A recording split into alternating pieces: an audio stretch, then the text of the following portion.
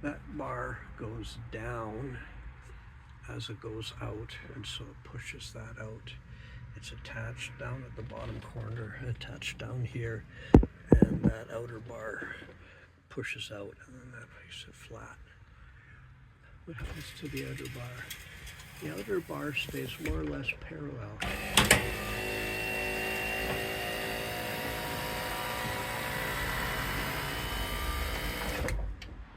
Well, I started out with a unit like this. This is for the wheelchair lift. Now, what I want to do is flip this around so it points this way. This will be the pivot, and this will be the point where it gets pulled down by that hydraulic ram. Basically the opposite of what it's doing, because this is a one-way ram, so it only pulls down and pulls in. So pulling down, if I flip this, it'll come down here and it'll lift up here for the bed. So I took these pins out off of this, off of this, off of this. Then now I'm going to reverse it, and I hope that it all works out. Like the dimensions like this. This goes and this drops, which is going to limit the movement of the hydraulic ram. We might have to cut this, straighten it, or just weld something straight out here so that it doesn't have that drop.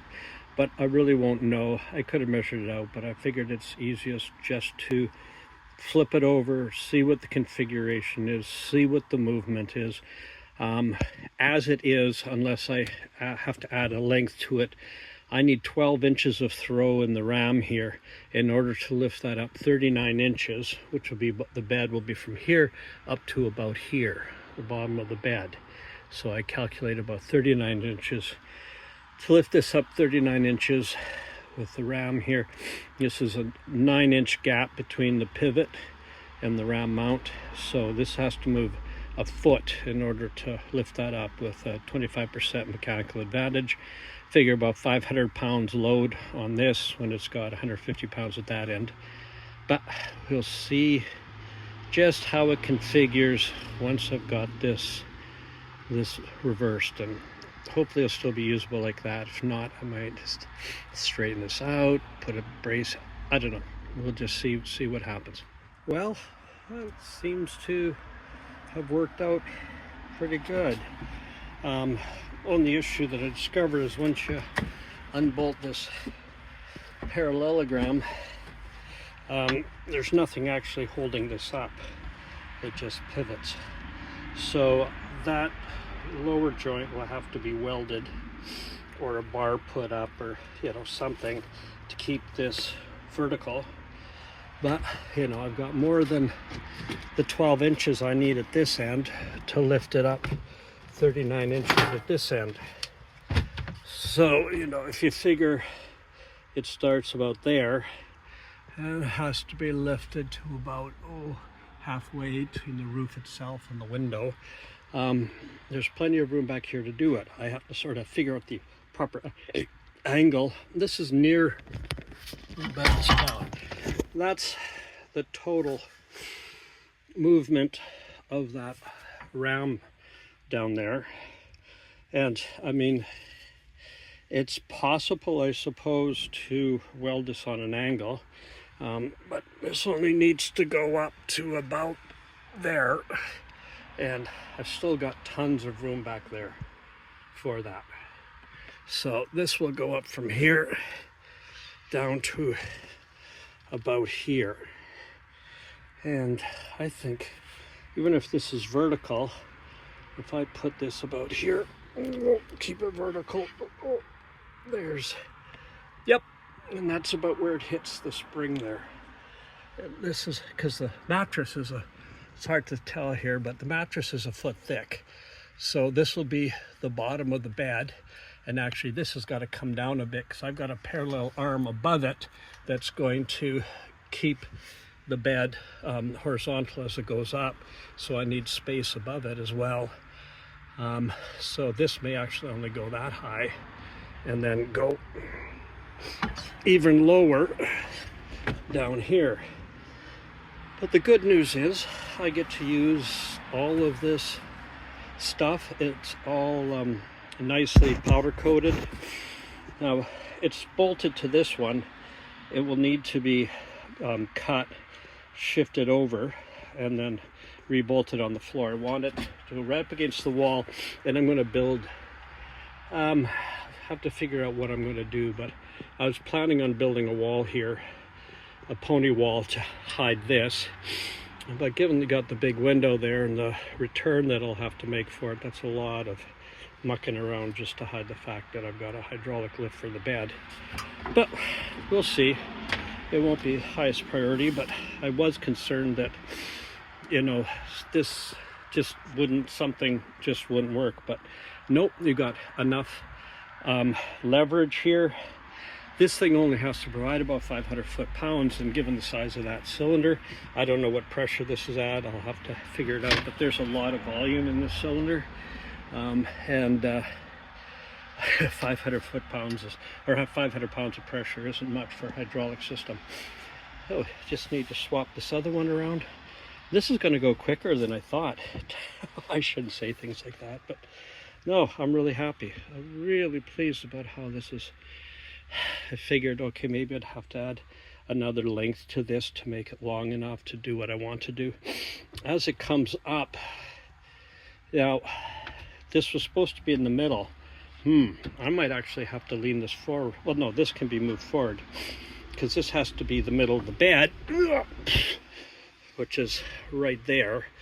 That's not a lot of space, and as it arcs its way up through here, you can see how, because it's an arc, that it's going to pull back as it goes up.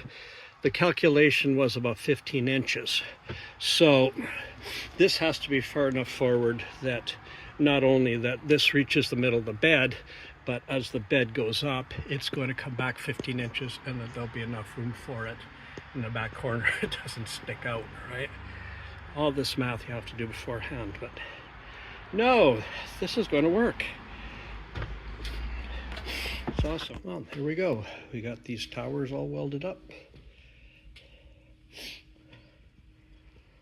Get this separated. I need to remove this completely because this won't be beside the thing. It'll be fore or aft or something like that. But yeah, got that welded in place. This is nice and solid. Tomorrow, cut it apart. Hopefully I can get a extension hose for this guy where it connects to here. Just get a coupler. It's 1/8 inch ID hose. Get a coupler and then maybe another meter of it so that it can go further on. When I separate these, this stuff, I'm not sure. Gotta figure something else out. It's just low pressure, some kind of low pressure vinyl hose, but yeah, that's got to be extended as well. Oh yeah, feels like it's really starting. A lot of it was the planning and the measuring, but now it feels like it's really coming together.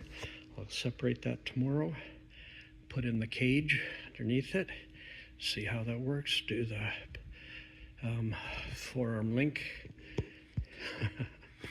and then hook it up to a battery and see what I got. Ah, man. Okay, we got the legs welded on, and just gonna cut that out, cut that off, lose 20 pounds of metal, lose stability, of course, but it's going to be, the bed frame itself is going to provide some stability. Once I get it on there, that'll be the next step. Well, we got her all apart. Now, I need to separate this.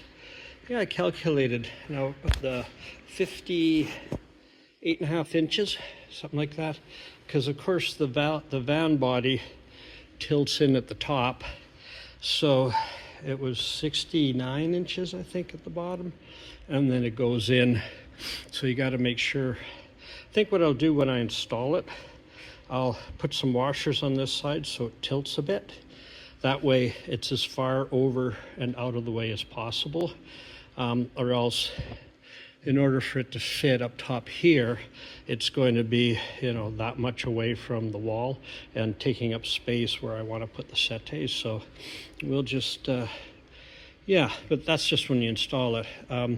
This distance is a maximum because that's when it's up, that's the maximum that it'll fit within the narrowing confines of the van. So the upper parts definitely have to be that way. Now, if I have this on a bit of an angle, I might have to make the pivots to be on a bit of an angle, like to compensate for that, but I'll figure that out later. Right now I'm just going to see how it all fits together. It's coming together. This thing had, all the joints were just bolted together, so I just tack weld just the little welds or whatever to make it stronger. Welded a pin in there that has a bolt on this side to hold it in place. Haven't done that one yet, but it's definitely coming together. Much quicker than I thought, but I'm going to have to brace. It's quite clear to me I'll have to put some sheet metal, some thick metal along in here and along in here to increase the strength. I think I'll just put a sheet of plywood atop here. That's where the mattress will go, but just to strengthen up those joints. It's not a huge load, but you know, maybe 150 pounds when it's done. But anyways, that's going to, those points are going to be the weakest points. This is very thin frame, so I'll beef it up with some heavy metal, some sheet metal, and that'll, you know, brace the rest of this a little bit better. Well, there we are. That's about as high as it's going to go. Yeah, it makes me wonder about this frame. I don't have to use it. I could get by with just a bar all the way across there and a sheet of plywood with a steel frame, or, you know, just a regular type frame. I've got another frame here, right, that I could use. This does take away a lot of, well, 8 inches of headroom.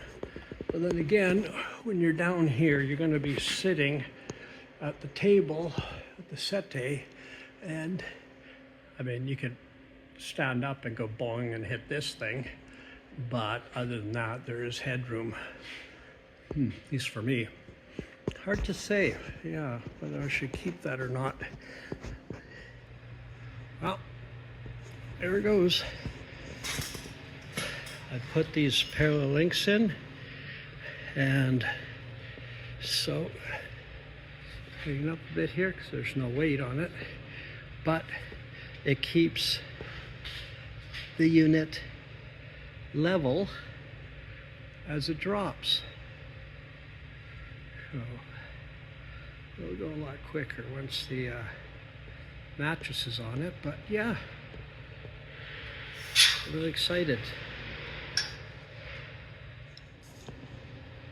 Okay, so figuring out what went wrong, you can see this comes down and then hits that, right? Why did that happen? Like when I first did the calculations, well, it's this far down from the pivot, should be the same amount down here, and normally that would give me, that 8 inches would give me more than enough. I forgot to take into account that it's double layered like this. So this is going to come down and hit it long before this will. So I'm probably going to have to drop it, you know, maybe even this much in order for it, and this, put another extension on here in order for this thing to be able to have enough flexibility or like space before it collides with the link here. If this hadn't have been here, if this link hadn't have been here, or this part of the bed frame hadn't been here, well, my original calculations would have been fine, but then forgotten about this lower rail, and yeah, I mean, you can cut it out, but I want to keep it here for strength, so I'm going to have to weld on another bar down here to maybe about double the distance, drill another hole here, double the distance, and I think that will be enough space. Well, having this lower part of the frame makes a huge difference. Up here, it was 8 inches. And now with this in there, it's 21.5. And that means this is only 8 inches, so 13.5 inches link has to go down here in order for it to create the space needed. Okay, so I changed the linkages, a hell of a lot longer, bigger. Well, let's see how much further down this can travel compared to before when it only went halfway. Let's see, let's open this up. Nope, wrong way.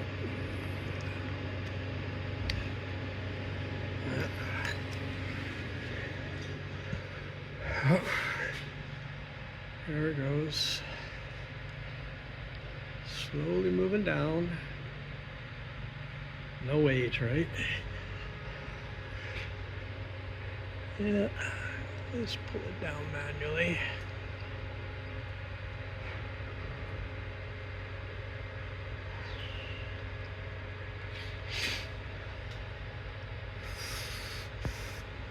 Yeah, this is where it got stuck before.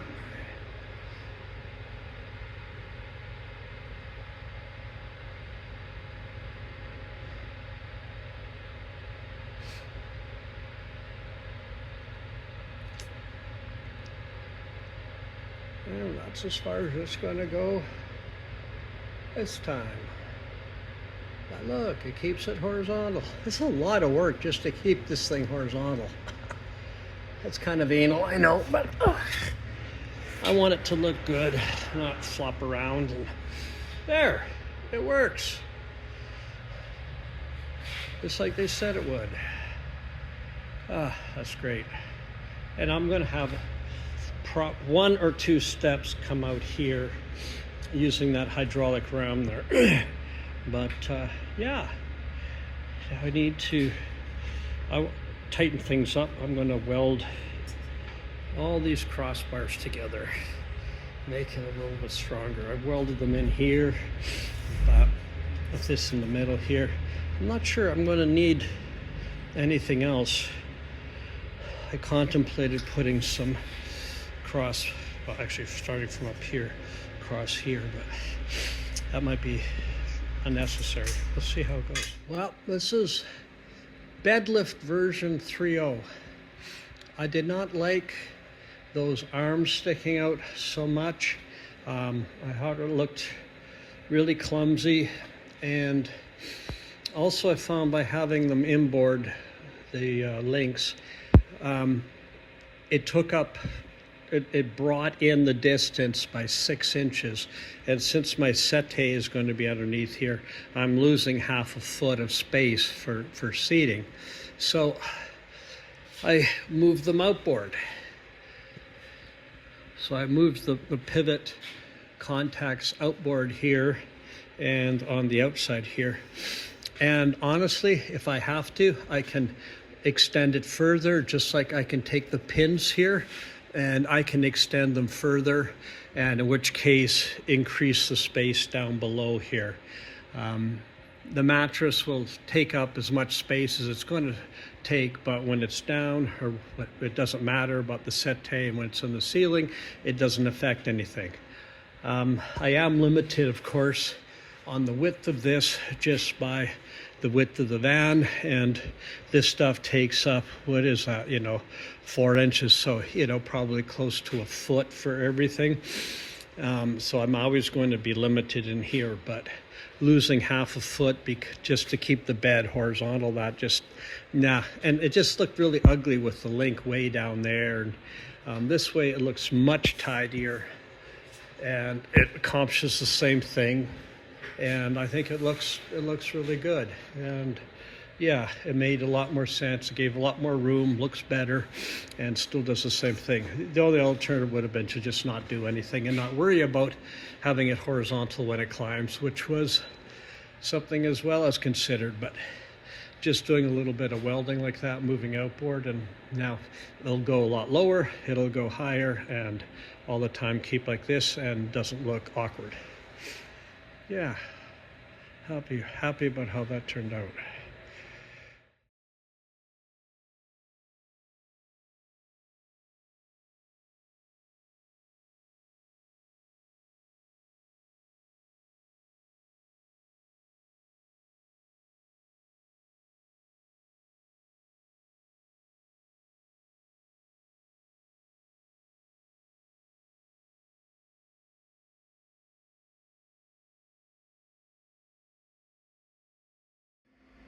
Well, today's the day that I'm going to try doing the electronics, the electrical, on my bed lifting system right there. I figured out a way to do it here. Here we've got a 12-volt remote switch I got off Amazon, up, down, and it's actually designed for a reversible motor, like a linear drive or something like that.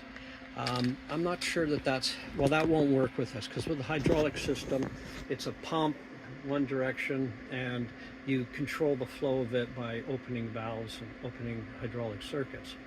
So what I've also done is I've picked up a set of 1 amp diodes, generic diodes, and what I'm going to do is I'm going to have them wired to 2 relays with the diodes in the way in the circuit.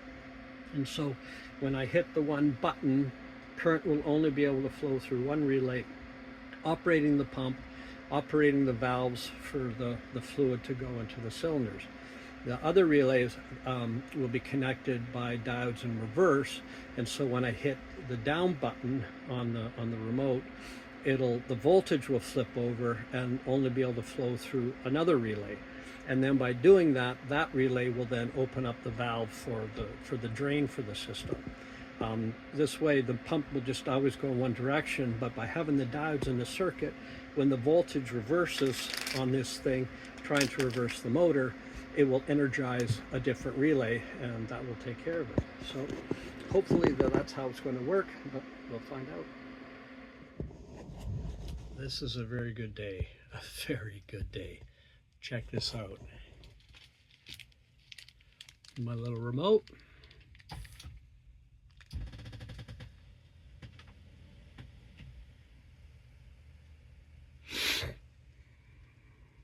Oh, mattress is hanging up. Oh well. It is a bit big for the bed.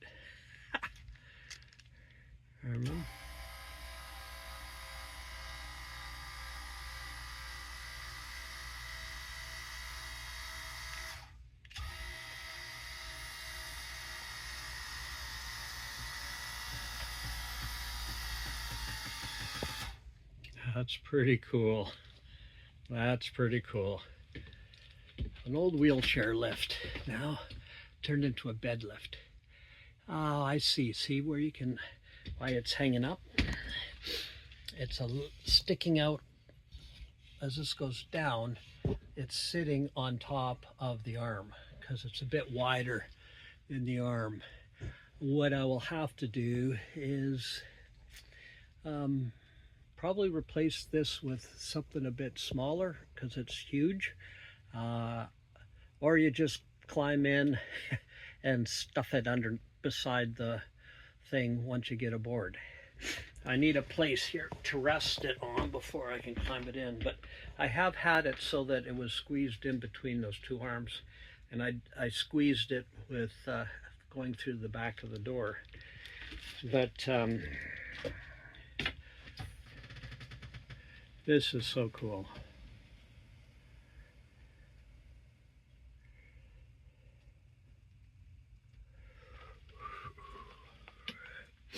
Yeah, probably have it about like that. Let's see, I'll have to stuff that down. That's funny that the mattress is catching in the back there like that. But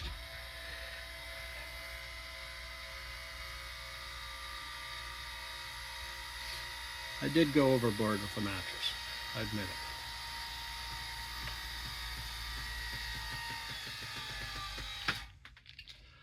There we go. Now just big mess to clean up.